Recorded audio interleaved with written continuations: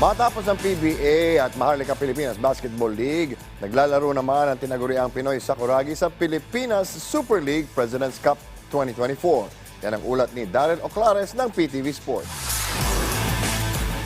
Nagbabalik sa hardcourt ang PBA forward na si Mark Pingris. Sa pagkakataong ito, lalaro muna ang tinaguriang Pinoy Sakuragi sa Binyan Tatak Gel Game X na kabilang sa mga koponan sa Pilipinas Super League President's Cup 2024.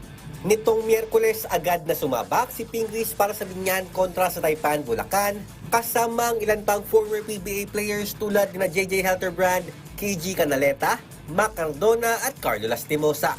Sa panayam ng PTV Sports sa 9-time PBA champion, inamin niya na sumasailalim siya sa conditioning para magawa pa rin niyang makipagsabayan sa laro.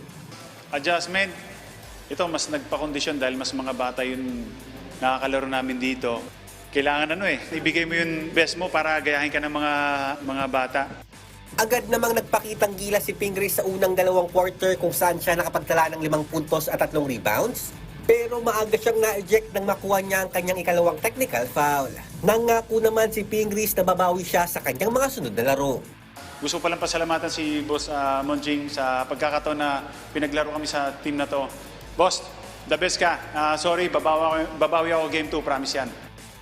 Nang tanungin naman si Pingris kung may posibilidad pang bumalik siya sa PBA, ito ang kanyang naging sagot.